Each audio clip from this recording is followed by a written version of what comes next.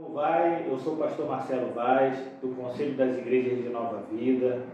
Eu venho aqui te convidar para que você possa aí estar olhando esse vídeo. Nosso canal é Palavras de Salvação, são conteúdos cristãos, pregações. Nós também daqui a pouco vamos poder aí distribuir e informar sobre alguns livros, livretos, alguns conteúdos que a gente quer lançar, não só pregações, mas também orações. A gente vai fazer aí com que o nosso canal se expanda, e a gente precisa que você faça um favor, que você pegue e se inscreva aí no nosso canal, para que você possa aí usufruir, e não só usufruir, abençoar também a vida de outras pessoas, compartilhar, comentar, dar o seu like. Então, que você possa, em nome de Cristo, poder nos ajudar nessa empreitada de propagar o Evangelho. Então, que Deus possa te abençoar rico e abundantemente, em nome de Jesus. Ele é grande porque Ele sempre foi grande. Que você possa louvar o Senhor em todo o tempo, amém? Diga para o seu irmão que está ao seu lado, não deixe de louvar o Senhor.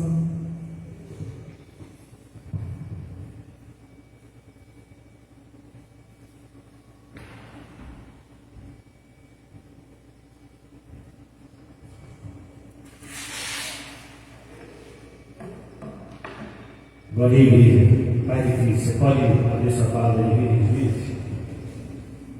Livro de Juízes, capítulo 12. Eu vou pedir para você manter a sua Bíblia aberta, que a gente vai flutuar entre o 11 e o 12. Juízes 12. A gente está no mês 8 e a gente está todo o terceiro domingo do mês falando e trazendo uma mensagem sobre um juiz de Israel. Como a gente considera que tem 12, todo o terceiro domingo a gente está trabalhando em cima desses juízes. Então a gente vai falar do oitavo juiz, que foi Jefté. Juízes 12, verso 7. Aí eu vou pedir para você deixar aberto, porque a gente vai passar um pouquinho e a gente vai desmistificar algumas coisas que dizem sobre Jefté. Algumas coisas que as pessoas consideram, acham, ou alguém falou, e não tem base bíblica às vezes. Não é um estudo bíblico. Sempre relembrando que não é um estudo bíblico, mas nós estamos sempre tratando como pregação, porque estamos pregando. A gente usa a vida do personagem e prega em cima, mas de certa maneira a palavra também é por ensino. E a gente tem que falar da situação realmente desse homem. Eu coloquei até um tema, porque vendo a vida desse homem, e o que a gente já ouve, e já ouviu e continua ouvindo de muita gente, a gente acha que Jefté foi um ogro, né? Uma pessoa meio grossa, meio imbecil, às vezes, em determinado momento. Mas eu coloquei aqui: Jefté é um juiz de valor, foi o título que eu dei. Jefté, um juiz de valor. Juízes 12, 7 diz assim: Jefté, o gileadita, julgou Israel durante 6 anos. Ele morreu e foi sepultado numa cidade de Gileade. Vou repetir de novo. Juízes 12, verso 7. Jefté, o gileadita, julgou Israel durante 6 anos. Ele morreu e foi sepultado numa das cidades de Gileade. Pai, louvado e agradecido seja seu santo nome. Já louvamos ao Senhor com cânticos, dizendo que grande é o Senhor, que o Senhor é maravilhoso, que os nossos ossos eles se renovam a cada vez que louvamos a Ti, e por conta da Sua presença, a nossa disposição ela é renovada, porque o Teu Espírito, Senhor, habita em nós e Ele nos fortalece nas nossas adversidades, nas nossas dificuldades. E graças a Deus por causa disso, do resgate, Senhor, que o Seu Filho fez através daquele ato, Senhor, salvífico em favor de mim e dos meus irmãos, graças a Deus, Senhor, que derramado foi o Seu Espírito sobre nós e que Ele habita ainda nessa terra, Pai, porque um dia, Senhor, esse Espírito sairá. E quando ele sair, Senhor, ai daquele que ficar na terra, ai daquele, Senhor, que ficar ainda, Pai, aqui nessa terra, Pai. Mas a Tua igreja, Pai, nesse momento, ela quer ouvir a Tua voz, ela quer ouvir a voz que fala, a voz que traz entendimento, a voz que convence, a voz que ensina, a voz que liberta, a voz que cura, a voz que transforma, a voz que faz todo uma diferença na vida de cada ser humano. Então fala ao nosso coração, Senhor, que o Senhor possa, através dessa mensagem, clarear a nossa mente, para que a gente não possa cair em falácias, Senhor, que não possamos cair em narrativas, Senhor, que muitas pessoas colocam, Pai, trazendo às vezes discordância, às vezes trazendo aí problemas sérios, Senhor, por conta de falsos ensinamentos, por conta de falsas narrativas. Então, em nome de Cristo, Pai, fala conosco, Pai, nessa manhã, nos ensina, Pai, através da vida desse homem, para que possamos compreender, entender, Pai, e também, Pai, praticar alguns valores, Senhor, que vamos extrair da vida dele, Pai. É a oração que fazemos em nome de Cristo, que todos digam amém e amém. Podeis assentar a igreja. Pois bem, continuando essa série de mensagens, no terceiro domingo de cada mês, onde nós estamos tratando sobre os juízes de Israel, a gente vai falar hoje sobre o 8º juiz de Israel. A gente já conseguiu chegar até aqui, extraindo várias coisas dos outros 7 juízes, apesar de que a palavra de vida, no 6º e no 7º juiz, nos separa apenas 2 versos para falar de um e 3 versos para falar do outro, mas a gente consegue extrair, porque Deus é maravilhoso e a sua palavra, ela é maravilhosa e faz com que nós possamos e tenhamos a condição de extrair coisas maravilhosas através apenas de um versículo. Mas a história desse homem de Jefté é uma história rica para que a gente possa tentar conseguir sair daqui diferente, extraindo deles valores compreensíveis para a nossa vida, a fim de que nós possamos continuar a nossa caminhada de fé. Então, mesmo que você não tenha vindo em nenhuma das outras vezes em que a gente promoveu as exposições para falar desses juízes, eu não vi nenhuma, ou eu vim na primeira vez, eu vim só em janeiro, quando o senhor falou de Tiriel, ou eu vim só na vez que o senhor falou de Débora, independente do mês que você veio, independente do juiz que você veio, ou se você veio em todos, graças a Deus por causa disso, mesmo assim, de qualquer maneira, saiba que não há problema algum, porque o que a gente vai tratar aqui não se trata de um estudo, é apenas uma exposição, é uma pregação da palavra de vida. Então, até mesmo aquele que nos acompanha pela internet não precisa ficar preocupado, porque isso não é uma continuação de um estudo bíblico, apesar de ser algo que vai trazer a nós um ensinamento. Pois bem, novamente, reiterando, para você que já esteve aqui, já ouviu nós falarmos dos juízes, para você que não viu, a gente vai falar do contexto desse período. A gente vai falar de um tempo, de um cenário, onde a gente percebe que Deus ele sempre teve um grande cuidado. Deus sempre foi fiel com o seu povo, e a palavra toda é recheada dessa fidelidade, mas no livro de Juízes a gente encontra isso de uma maneira diferente. Encontra a fidelidade de Deus diferente com o seu povo,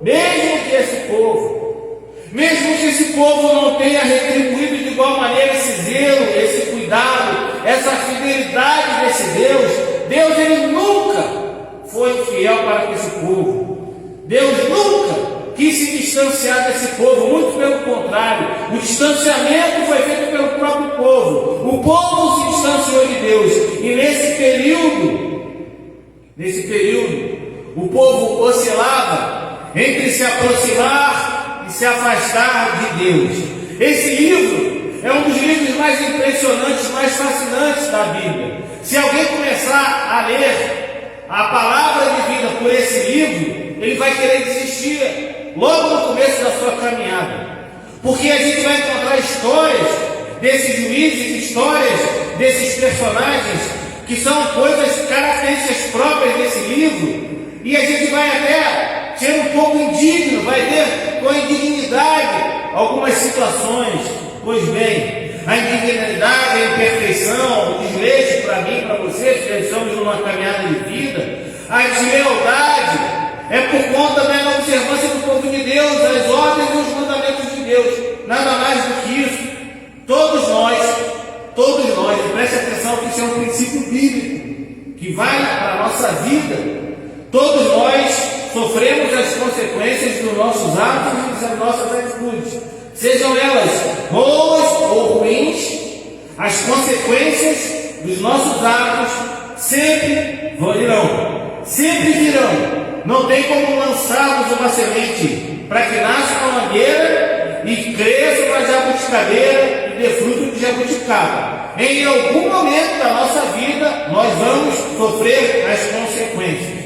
E Deus, graças a Deus, porque Deus, Ele sempre permaneceu sendo um Deus de compaixão, um Deus de misericórdia, um Deus de amor, sempre se utilizou da sua graça, da sua bondade para com o povo. Então, quando a gente consegue ler e compreender esse livro, a gente tem que, no primeiro instante, compreender a época dele, compreender o lugar dele, compreender o cenário dele e compreender quem eram esses juízes. Pois bem, alguns ainda permanecem com a ideia errada, ainda permanecem com uma ideia errônea da função desses juízes.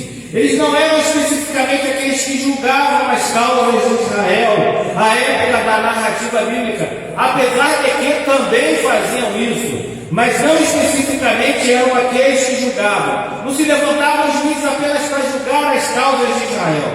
Deus levantava juízes que eram libertadores, pessoas alçadas por Deus para direcionar o povo de Deus à vitória sobre os seus inimigos. E esses inimigos, e eu sempre falo, toda vez que a gente vai falar, até o mês de dezembro, até o 12º juízo, a gente vai comentar sobre isso. Nem sempre esses inimigos eram inimigos militares, mas eram inimigos morais, eram inimigos religiosos. Então esses juízes eram levantados por Deus como salvadores, juízes que possuíam aptidões singulares, juízes que tinham essas aptidões singulares e eram habilitados, eram endossados pelo Espírito de Deus. O Espírito de Deus se apossava sobre esses homens, sobre esses juízes, e aí sim, eles com as aptidões singulares deles, eles libertavam o povo, eles eram usados por Deus para libertar o povo. Esse período do livro de Juízes durou mais ou menos 350 anos. Começou a se desenrolar logo após a morte de Josué, vindo desde a conquista de Canaã até imediatamente um pouco antes de Samuel, que ungiu o primeiro rei de Israel. E o cenário daquela época era simples. O povo vivia no pecado da apostasia, o povo vivia no pecado da renúncia da fé, e aí era oprimido por algum inimigo, e aí se lembrava de Deus.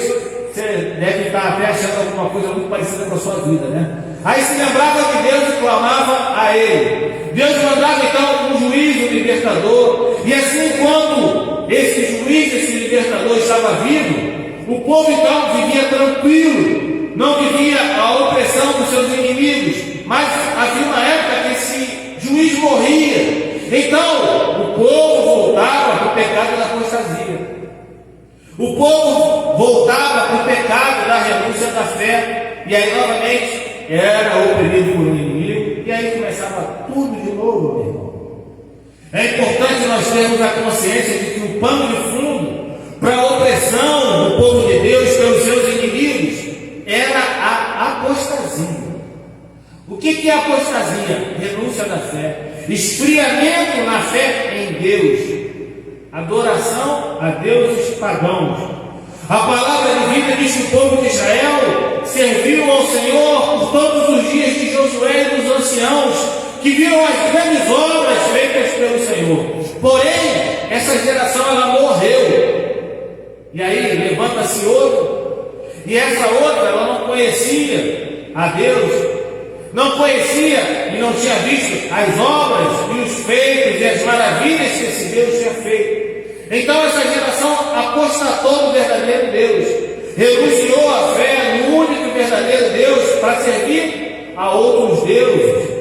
Essa geração ela não viu, ela não ouviu, não conheceu pessoalmente o Senhor. Isso é culpa de quem? É de Deus? Não. Isso é culpa da geração anterior, que não manteve viva no coração, na mente daquela geração as obras, os feitos de Deus.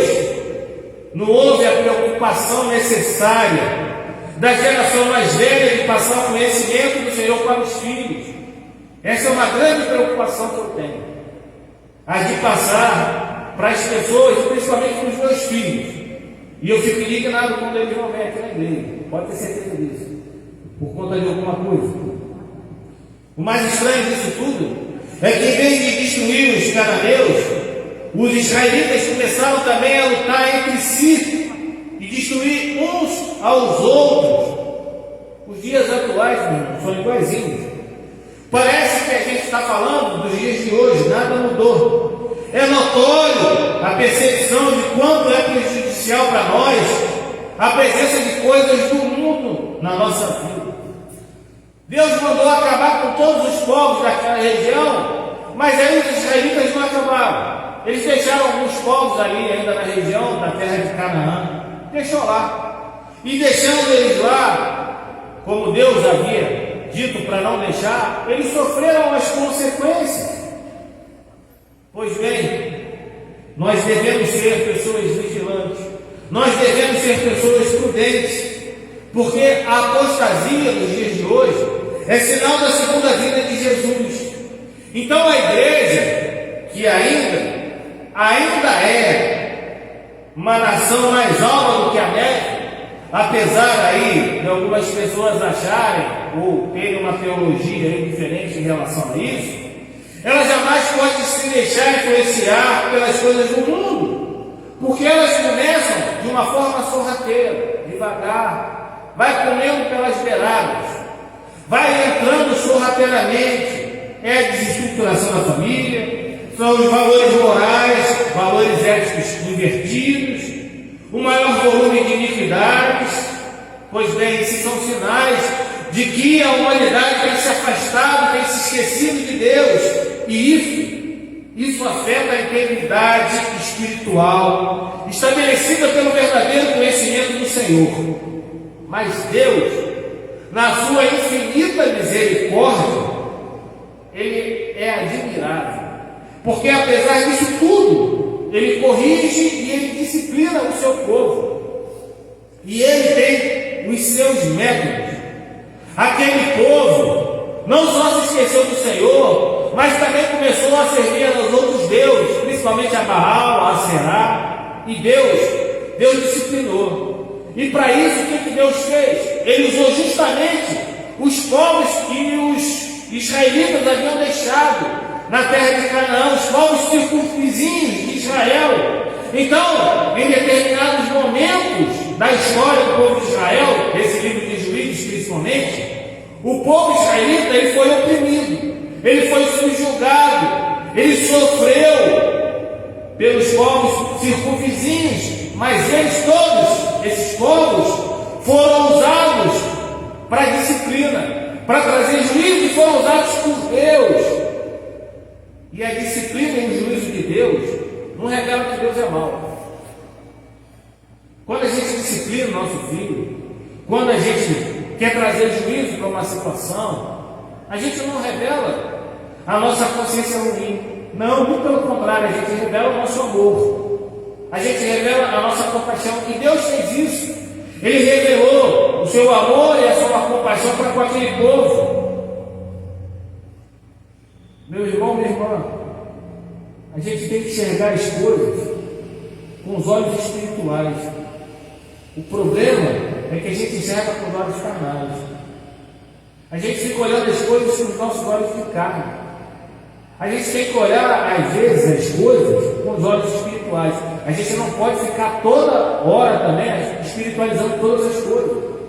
Mas a gente tem que olhar e ter a percepção que às vezes, e algumas partes das vezes da nossa vida, da nossa caminhada de fé, os nossos olhos espirituais têm que ficar muito mais atentos que os nossos olhos carnais.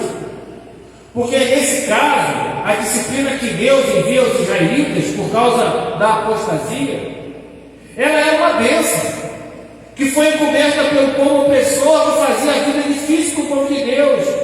Mas quando o povo israelita era cometido, era afligido, era aflito, então, por conta desses estrangeiros, eles se voltavam para Deus, eles se voltavam para o verdadeiro Deus, eles se voltavam na hora do aperto para o Senhor. Tem gente que só se volta para o Senhor na hora do aperto, tem gente que só pensa em Deus na hora do aperto. Aí começa essa baboseira de fazer voto o tempo todo. Porque não, agora eu vou fazer voto, porque agora está o quê? No perrengue, está no problema. Na época da vaca gorda, não adora, mas na época da vaca magra, está na igreja, está orando, está chorando, está aos pés do Senhor, quer fazer voto, quer dar dinheiro achando que Deus está pensando em alguma coisa sua, e não é verdade. Não se barganha com Deus, não se barganha com Deus. Com Deus nós adoramos. E nós adoramos não pelo que Ele pode nos dar, mas pela beleza do seu caráter, pelo que Ele é. É isso que nós temos que ter no nosso coração. Então, diante dessa pequena introdução, eu gostaria de dar continuidade a essa série de mensagens. Agora, a gente vai falar desse nome, especificamente de Jefté. E preste atenção para que você não caia mais em erro, para que você não caia na mesmice do que as pessoas falam por aí. Diz a palavra de vida que Jefté era um gileadita, ou seja, ele era da região de Gileade. Inclusive seu pai se chamava Gileade. E a mãe de Jefté, segundo Juízes 11:2, por isso eu pedi para você deixar sua Bíblia aberta, porque à medida que eu falo, você pode olhar e conferir. A sua mãe era uma prostituta. A mãe de Jefté era uma prostituta. E tem gente que fala de maldição hereditária, né? A mãe dele era prostituta, o homem foi usado por Deus. Maldição hereditária.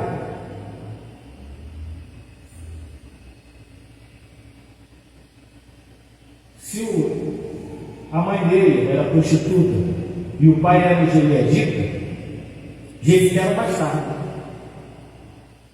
Para caçar. Pare para pensar. Se a mãe era uma prostituta e o pai um gileadita, o filho era um bastardo. Então os irmãos de Jefté, que eram os filhos legítimos do seu pai dentro do matrimônio, preste atenção nisso, eles expulsaram Jefté de Gileade. Jefté era meio irmão daqueles irmãos que expulsaram ele. Preste bastante atenção. Então, a história desse homem começa a se desenrolar na narrativa bíblica a partir da sua fuga para a terra de Tob. E aí você vai ver isso em Juízes 11:3. A gente passou do 11:2 para o 11:3. Ele vai então para Tob, porque ele foi expulso pelos seus meios irmãos. A Bíblia diz que chegando em Tob, um grupo de homens levantou e se juntou a Jefté. Presta atenção, porque não foi Jefté que levantou aqueles homens. Está lá na palavra de vida. Diz lá, Juízes 11:3. Então Jefté fugiu da presença de seus irmãos e foi morar na terra de Tob. Preste atenção na segunda parte. Ali alguns homens sem valor se juntaram a ele e o seguiram. A palavra de vida não diz que ele arrebanhou os homens. Diz que os homens se juntaram a ele. E como é que eram esses homens? Homens sem valor, que se juntaram a ele e o seguiam. Só que nesse mesmo tempo, com a disciplina de Deus, Deus levanta os amonitas contra Israel. Então, os anciãos de Gileade, da terra que ele foi expulso de Israel, foram lá procurar por Jefté. Então eles saem lá de Gileade e vão até Tome procurar por Jefté. E possivelmente eles foram procurar por Jefté, porque Jefté possivelmente era um guerreiro de valor.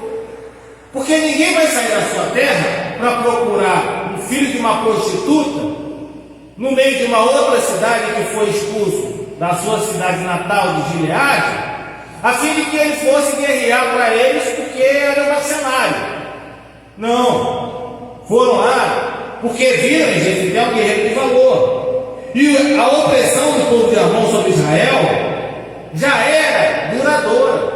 Já havia 18 anos que os amonitas estavam oprimindo os israelitas. Então era uma opressão dolorosa. Então, naquela ocasião, e aí a gente pode ver lá em Juízes 11:11, Jefté relembrou o fato dele ter sido odiado. Ele lembrou o fato dele ter sido expulso da casa de seu pai pelas próprias pessoas, pelos Eliaditas.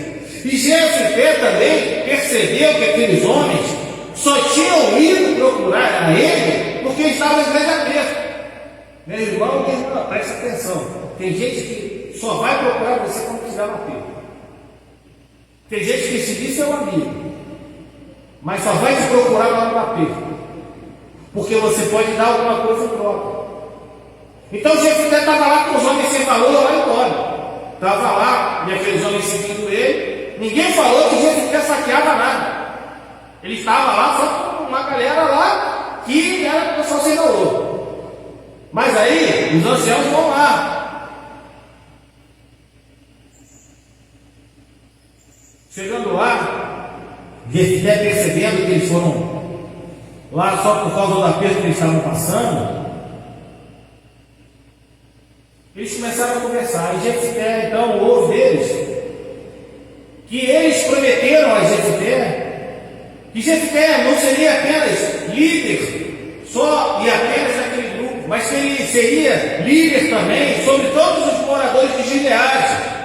E aí sim Jefté concorda em voltar com os Gileaditas. E aí ele foi reconhecido por aquele povo que expulsou ele, filho da prostituta, como um novo líder. Então ele passa agora de filho da prostituta, bastardo, expulso da sua cidade. Agora ele volta para aquela cidade e ele passa a ser um homem reconhecido por aquele povo como um novo líder. E aí ele dispara, Jefté envia mensageiros ao rei de Amon. E presta atenção que isso é muito importante. Jefté, ele pede para que mensageiros vá até o rei dos Amonitas, que era aquele povo que estava há 18 anos oprimindo os israelitas. E aí ele manda aqueles mensageiros lhe questionando sobre o motivo dos amonitas estarem em guerra contra os israelitas. E aí o rei de Amon alegou que Israel havia tomado o seu território depois que saiu do Egito. Veja o que Deus tinha falado anteriormente, lá no começo. Olha, acaba com tudo. Esse pessoal está na terra que não é deles. Mas aí não deram ouvido. E aí Jefté também mandou explicar ao rei de Amon como Deus, presta atenção que isso é muito importante. Jefté explicou ao rei de Amon como Deus havia agido poderosamente em favor dos israelitas no passado, desde a sua saída do Egito. Presta atenção. Jefté conhecia a história. Jefté de burro, de ouro, não tinha nada. A Bíblia diz que o rei de Amon, ele não deu ouvidos para a palavra de Jefté, está lá em Juízes 11:28. Contudo, naquele contexto, o livro de Juízes diz lá, capítulo 11, verso 29, olha o que diz. Diz assim, a palavra santa do nosso Deus, eu estou lendo, vou ler ela. Então o Espírito do Senhor veio sobre Jefté. Então o Espírito do Senhor veio sobre Jefté. Ele atravessou Gileade e Manassés, e passando por Mispa de Gileade, foi até os filhos de Amon. Preste atenção. O Espírito do Senhor se apossou dele. Vou relembrar você. Quando Saul foi ungido rei, o Espírito do Senhor se apossou de Saul. Quando Deus se desagradou de Saul, o Espírito do Senhor saiu, e o Espírito que entrou em Saul foi o Espírito maligno mandado por Deus. Então Deus, Ele manda o Espírito dele para que a pessoa faça alguma coisa, e Ele não manda para qualquer pessoa. Então a gente já começa a desmistificar esse homem. A gente já começa a tirar a ignorância, a grosseria desse homem, de tudo aquilo que as pessoas andam falando. E aí, logo depois desse evento, ocorre algo que é o mais complicado de todos na história de Jefté, que as pessoas também desvirtuam. O texto bíblico informa que ele faz um voto a Deus, no qual ele se compromete a oferecer ao Senhor em holocausto aquilo que primeiro lhe saísse ao encontro da porta da sua casa, se Deus entregasse para ele o quê? Os amonitas em suas mãos. Juízes 11:30. Deus então dá vitória aos israelitas. A opressão dos amonitas termina. E aí o registro bíblico informa que houve grande mortandade entre os amonitas em dezenas de cidades, e eles foram subjugados pelos israelitas. Mas quando acaba a luta, Jefté volta para sua casa em Mispa. E quando ele vai chegando perto da sua casa, a primeira pessoa que sai da sua casa e vai em encontro dele é a sua filha. Lembra do voto que ele fez? Que ele ia entregar em holocausto a primeira pessoa que saísse da sua casa, que fosse ao seu encontro, se ele conseguisse derrotar os amonitas. Quando ele vê a sua filha saindo da sua casa, ele se lembra do voto que ele havia feito, e aí ele fica abatido. E sobre isso a gente vai falar um pouquinho mais na frente, para você entender. Eu vou falar isso com a palavra de Deus aqui do lado. Acontece que após ter derrotado os amonitas, ele fica como juiz em Israel por mais alguns anos, poucos anos. E durante esse tempo, Jefté ainda teve que lidar com outro conflito contra os efraimitas, o povo da tribo de Efraim, que acusou Jefté de deixar de fora do conflito contra os amonitas.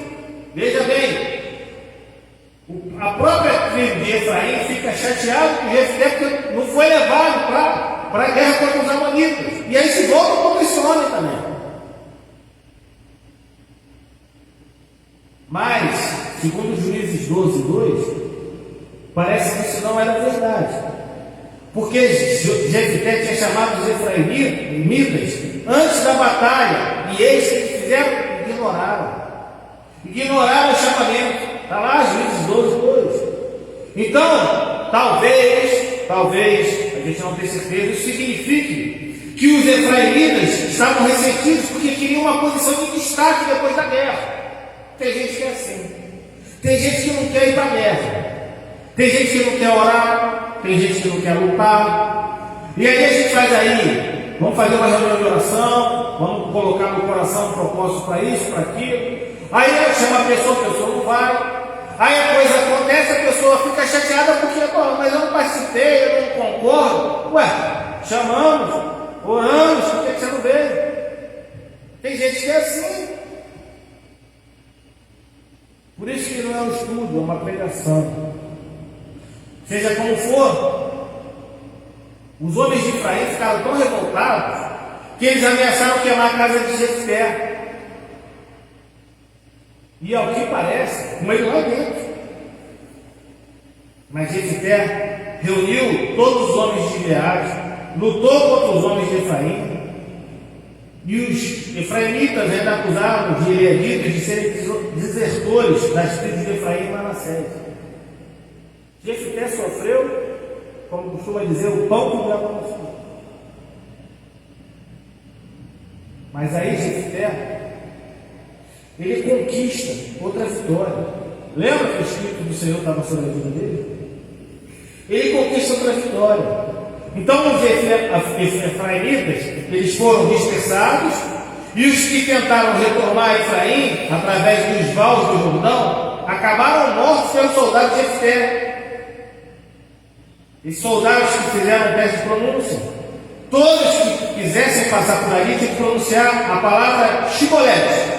Quem pronunciasse a palavra de forma errada, no caso Shibolete, era preso e consequentemente morto. Então aquele conflito gerou um massacre tão grande que a Bíblia diz que 42 mil efraimitas foram mortos naquela ocasião, em Juízes 12:6. Por fim, a história de Jefté termina com o texto bíblico informando que ele liderou Israel, foi o texto que nós lemos, durante apenas 6 anos. Apenas 6 anos Jefté liderou Israel. Depois ele morre e ele é sepultado na cidade de Gileade. Fora isso, o texto bíblico ele não fornece qualquer detalhe sobre as circunstâncias da morte de Jefté. Pois bem, eu quero brevemente falar sobre alguns tópicos importantes, sobre a perspectiva de um homem de Deus, trazendo esse homem como exemplo, para a gente tentar extrair coisas para a nossa vida e para a nossa caminhada de vida. O primeiro tópico que eu tiro dessa história toda é que o homem de Deus, ele não depende da sua herança familiar.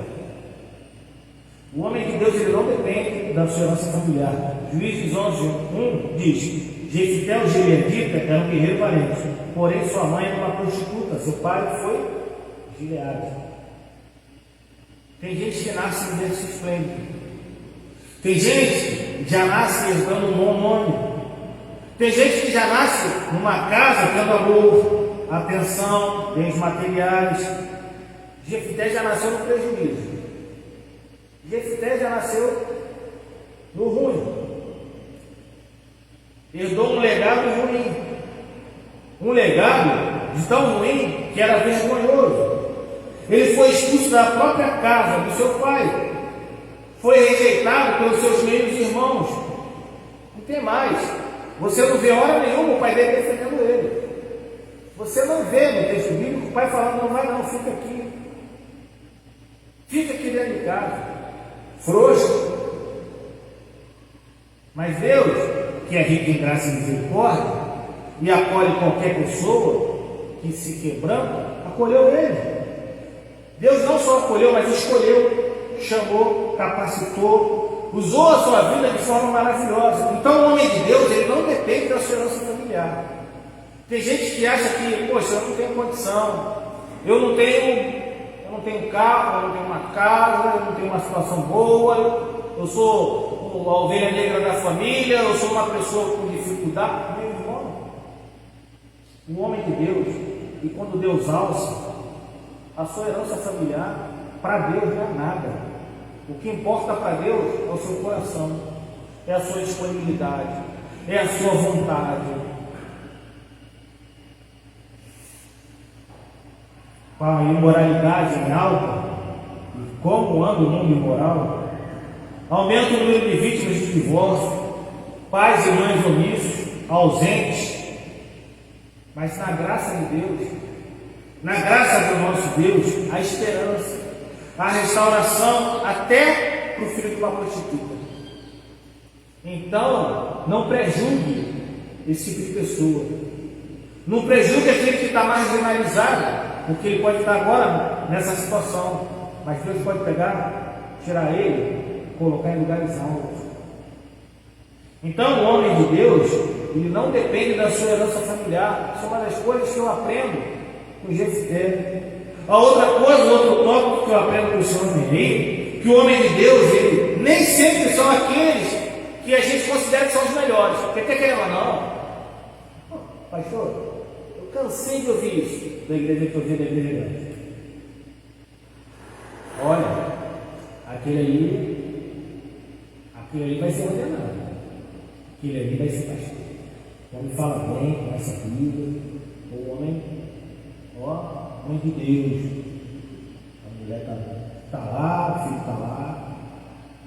Aí saía de lá, ia para casa. Aí tirava a máscara. Eu vou falar sobre a aparência hoje. Até o nome do título é Qual é a sua aparência? Venha à noite para você ver. Aí ele vai, tira a máscara, aí ele chega em casa, aí briga com a mulher, aí briga com o filho. Aí é um cara que dá mal testemunho, é um cara que não gosta de trabalhar, é um cara que não gosta de fazer as coisas. Nem sempre são aqueles que a gente considera os melhores. Diz lá em Juízes 11:13. Então Jefté fugiu dos seus irmãos e se estabeleceu em Tob. Segundo uma das traduções que eu teria aqui, diz assim: ali um bando de vadios, na tradução do todo, aqui, uniu-se a ele e o seguia. Ele não procurou ninguém. Os caras foram lá e procuraram ele. Vamos seguir ele então. Agora, para pensar. Você que é uma pessoa estudada, uma pessoa que conhece a palavra de vida, que conhece a Bíblia, o que aconteceu com Davi na caverna de Adulão? Davi foi para lá sozinho.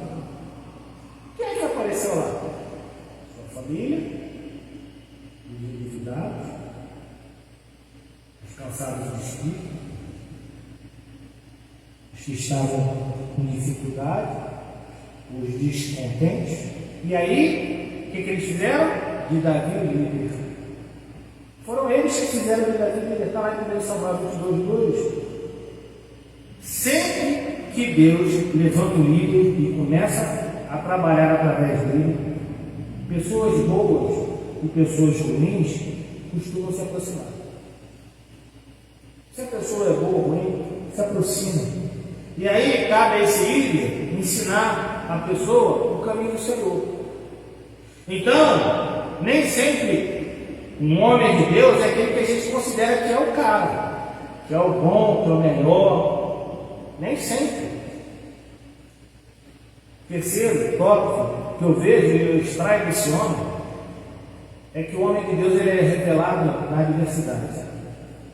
Veja bem, na prosperidade, o povo de Gileade não tinha tempo para Jefté. Jefté estava lá, no Tob lá. Enquanto Gileade estava de boa, Jefté estava lá, deixa ele lá. Mas quando chegou os amonitas lá em Gileade, que até então eles oprimiam já bastante tempo os israelitas, mas não tinham chegado em Gileade. Então, se a casa do meu vizinho está ruim, tá bom. O que importa é a minha casa. Tem aquele ditado, né? Meu pirão primeiro, né? Mas aí chegam os amonitas, chega o problema, chega a guerra, chega o medo. E aí, vai pedir ajuda a quem? Vai se submeter à liderança de quem? Tem parente, tem amigo que despreza eu e você por causa de Cristo. Tem gente que despreza eu e você por causa da nossa fé. Sabe o que a gente tem que fazer? Não se sentir ofendido. Não se sinta ofendido. É permanecer firme na fé. É orar por essas pessoas. É deixar saber que um dia elas precisarem da gente, a gente vai estar lá para ajudar. É se colocar à disposição delas, o que for possível.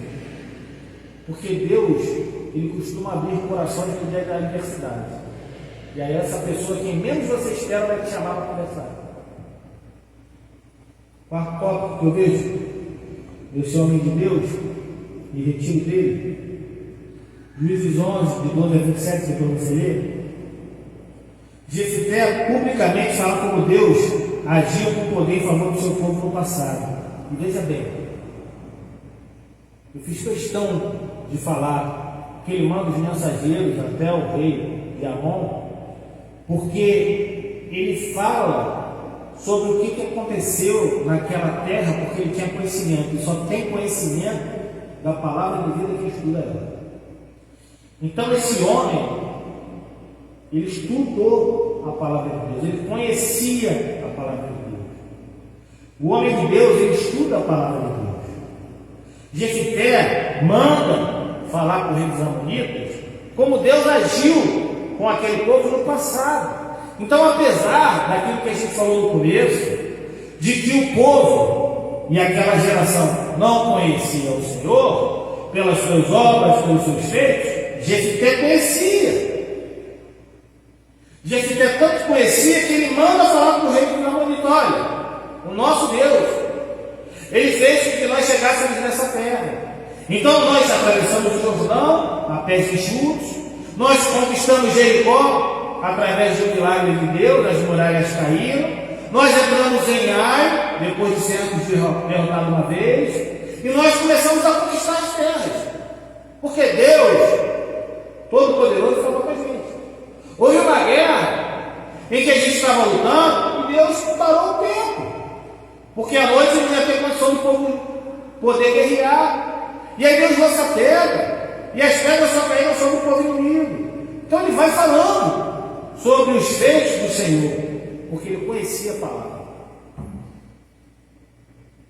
Quer ser usado por Deus? Dedique-se ao estudo da palavra de Deus. Jefté foi um homem que conhecia a palavra de Deus. Se revelou um estudante das Escrituras.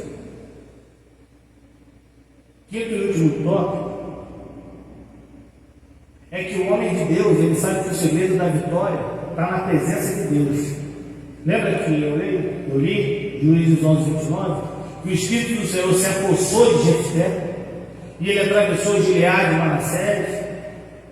Pois bem, capacitado, fortalecido pela presença do Espírito de Deus, ele enfrentou os inimigos. Os versos 32 e 33 declaram que Deus os entregou nas suas mãos. Jefté era um guerreiro valente, mas o segredo da vitória de Jefté não estava nas suas mãos, estava na presença de Deus. E isso aí é um princípio bíblico. Nós ganhamos as nossas guerras não pela nossa força. Nós ganhamos as nossas guerras porque Deus está presente nas nossas vidas. Por isso que quando a gente orar, a gente tem que orar pedindo para que Deus sempre esteja presente nas nossas vidas, para que Ele nos capacite, para que Ele possa nos dar condição para que a gente possa enfrentar os nossos inimigos. E o rei Davi, ele confirma essa verdade lá no Salmo 33, 16 e 17, diz assim: nenhum rei se salva pelo tamanho do seu exército, nenhum guerreiro escapa por sua grande força. O cavalo é a esperança da vitória. Apesar da sua força, é incapaz de salvar. Mas o homem de Deus não é perfeito. Diz lá em Juízes 11, de 30 a 31. E Jefté fez este voto ao Senhor: se entregares os amonitas nas minhas mãos, aquele que vier saindo da porta da minha casa ao meu encontro, quando eu retornar da casa sobre os amonitas, será do Senhor, e eu o oferecerei em holocausto. Então presta atenção, isso daí é uma das coisas que as pessoas utilizam para enganar o povo de Deus.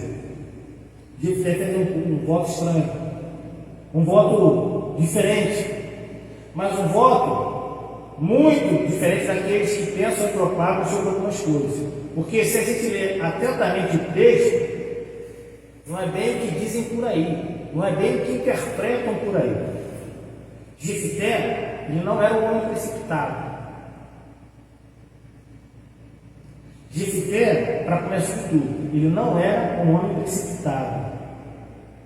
Jurar que você vai sacrificar qualquer pessoa que sai da sua casa para encontrar você, depois de uma guerra, pode ser precipitado. Porém, Jefté já tinha provado que ele não era um homem precipitado.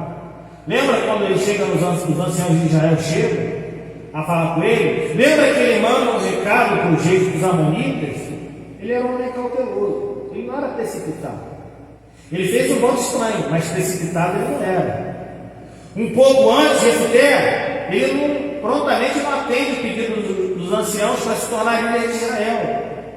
Mas ele, cuidadosamente, ele vai e questiona, tenta descobrir os motivos, as intenções daqueles homens sobre a vida dele. Ele também não se precipitou na batalha, porque ele via mensageiro ao rei de Amon, tentando, como alternativa diplomática, em vez de uma guerra, pleitear uma justiça da causa de Israel. Então, mediante isso, a gente já pode pensar: o voto foi estranho? Foi. mas o homem ele não era precipitado. Então, vamos colocar isso na nossa caixinha de entendimento. A segunda coisa, nas suas discussões com Amonita, Jefté, a gente já falou anteriormente, ele tinha familiaridade com as escrituras. Ele tinha conhecimento de Levítico 11, 18, 21, Deuteronômio 12, 29 a 32, que proíbe o sacrifício humano, proíbe o oferecimento de sacrifício humano, principalmente e especificamente seus filhos, porque Deus abomina sacrifício humano. Então, em adição, Juízes 11 está colocado lá em um contexto de reforma. Israel, incluindo Jefté, tinha se arrependido e voltado, não para longe, mas para Deus vivo.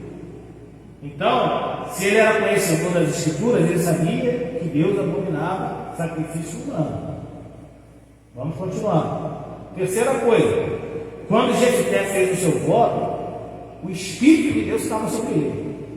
Irmão, não é possível, não tem condições nenhuma do Espírito do Senhor inspirar um homem a fazer um voto que ia contrariar claramente a Escritura revelada pelo próprio Espírito. Não tem como, meu irmão. Não tem como a gente acreditar numa baboseira dessa. Porque a palavra e o Espírito, eles não se contradizem. Não há contradição entre uma coisa e outra. E também é difícil acreditar que Israel tivesse seguido a Jefté como um líder se ele tivesse desobedecido a Escritura de forma tão notória e se tivesse de fato sacrificado a sua filha. Quarto lugar para a gente colocar na caixinha para desenvolver esse voto de Jefté. Quando a gente olha para Juízes 11:31, que diz: quem primeiro da porta da minha casa me sair ao encontro, voltando eu vitorioso dos filhos de Amon, esse será do Senhor. Esse será do Senhor, e eu o oferecerei em holocausto. Veja bem, eu procurei olhar nas traduções bíblicas, olhar no original, olhar nas traduções bíblicas, fiz questão de olhar isso. Então, uma possível opção para essa tradução é lembrar que o holocausto em hebraico nem sempre vai significar sacrifício sangrento. Em hebraico, holocausto também pode significar total dedicação. Então também há essa opção da tradução de holocausto não ser a de sacrifício sangrento, e sim de total dedicação. Então, quando eu olho para a vida desse homem, eu não consigo imaginar que a tradução, a literalidade da tradução da Bíblia. E aí quem já estudou teologia sabe como é que é isso. A transliteralidade ou não. Amém. Então, holocausto em hebraico pode significar total dedicação. Então, nesse caso de Jefté, o voto que ele tinha feito era mais ou menos assim, se a gente for traduzir: quem sair da porta da minha casa será do Senhor, e eu oferecerei para uma completa dedicação ao Senhor. Então, a outra questão de tradução também nos impede de entender a passagem corretamente, porque o último verso de Juízes 11 diz que as filhas de Israel iam anualmente para lamentar a filha de Jefté. Então, todo ano, as filhas de Israel, elas iam lamentar a filha de Jefté, ficavam lá lamentando, uma vez por ano. Ué, e a palavra lamentar traduzida aqui, que não é traduzida desse modo em nenhum outro lugar da Bíblia, ela é entendida como ensaiar, comemorar. Então, as filhas de Israel, elas não lamentavam a morte da filha de Jefté, elas comemoravam a sua dedicação ao serviço de Deus. E o serviço de Deus envolve a submissão total do seu coração. Quinta coisa para a gente colocar: depois de derrotar os amonitas e encontrar a filha, Jefté, e preste atenção nisso, ele teve bastante tempo para ponderar acerca do que faria. Ele concedeu a sua filha 2 meses para que ela fosse lamentar o quê? A sua virgindade. Veja bem, para se dedicar às coisas do Senhor, a mulher naquela época deveria ser virgem. Se dedicar ao serviço do Senhor, a mulher teria que ser virgem. Então aquela menina, a moça, ela nunca ia ter algum tipo de relação com algum homem. Você realmente não acha que se realmente Jefité pretendesse sacrificar sua filha, os sacerdotes que viviam em Siló teriam vindo até ele durante esses 2 meses, a fim de lembrar ele da proibição divina relativa ao sacrifício humano? Pois bem, vamos para a 6ª coisa, para a gente já caminhar para o final e concluir. Mesmo se o voto de Jefté tivesse sido um voto precipitado, Levítico 5, 4 e 5 lhe oferecia a possibilidade dele se arrepender do voto. Levítico 27, a possibilidade também de Jefté redimir a sua filha mediante o pagamento de um resgate. Diz isso lá na palavra. Isso veio antes, no tempo dos juízes. E ele recusou essas opções. Para finalizar, Jefté foi lamentar, quando sua filha foi lamentar por 2 meses, ela não lamentou a sua morte iminente, está lá em Juízes 11, 38. Mas sim, ela lamentou a sua virgindade perpétua. É isso que está aqui escrito. Então, note que Jefté é recomendado, em vez de ser repreendido na Escritura, ele governou sobre Israel durante 6 anos. 1 Samuel 12, 11 menciona Jefté como um dos que mantiveram Israel a salvo. Será que Samuel teria recomendado Jefté se ele tivesse sacrificado a sua filha? E mais, se você for em Hebreus 11, que fala dos heróis da fé, lá menciona Jefté, o nome de Jefté, como herói da fé em lugar de uma figura pagã desprezível. Então, a conclusão que eu tiro, lendo as Escrituras e com tudo isso aqui, é que Jefté não prometeu matar sua filha, mas ele dedicou a sua filha ao serviço de Deus, o que envolveu o desafio daquela menina, um desafio notável daquela menina, a ser virgem de forma perpétua, que é o que diz o verso 39, que ele levou a cabo o seu voto, mas ele não adiciona, e ela morreu. Você não vê na palavra de vida escrito isso. E ela morreu. Ao invés disso está lá escrito, e ela jamais foi possuída por varão.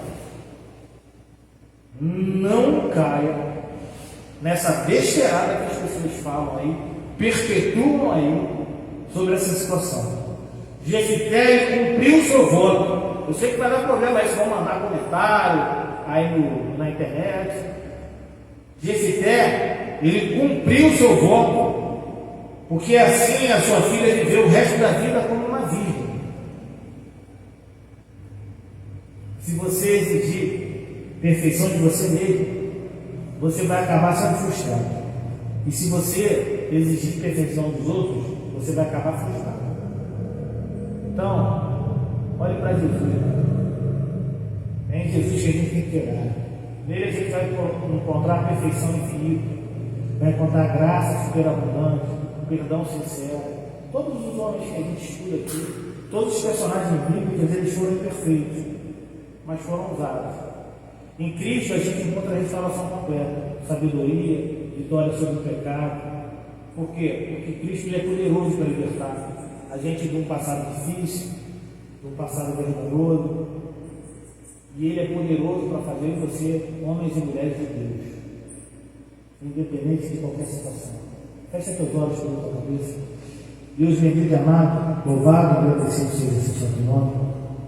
Nesse momento, Senhor, queremos orar agradecidos a Ti pelo momento em que o Senhor nos concede da leitura da Santa Palavra, e não só da leitura, mas da mensagem e do ensino que o Senhor traz em nós, para que não caiamos, Senhor, em coisas fúteis que muitas pessoas, líderes, pessoas que têm aí um poder midiático ou até um microfone na mão, falam acerca da tua palavra e destoam daquilo que está escrito, Pai. Não fazemos aqui defesa de homens e mulheres, mas pregamos aquilo que a sua palavra nos diz, sem imaginar ou tentar criar narrativas, porque a narrativa são apenas mentiras. Muito bom, pelo contrário, Senhor, nós queremos, em nome de Cristo, ouvir a tua voz, ter a sua palavra e ter com ela um clareamento necessário para que nós possamos crescer e crescer superabundantemente. Crescer na sua graça, crescer na sua perfeição, mesmo na nossa perfeição. Porque quando somos fracos, é assim que somos fortes. E nós queremos nos fortalecer, Senhor, em Ti. Então, se conosco, nos abençoa, glorifica seu santo nome. É a oração que fazemos e fazemos em nome de Cristo. Todos digam amém e amém. Eu não falei para o Senhor, amém.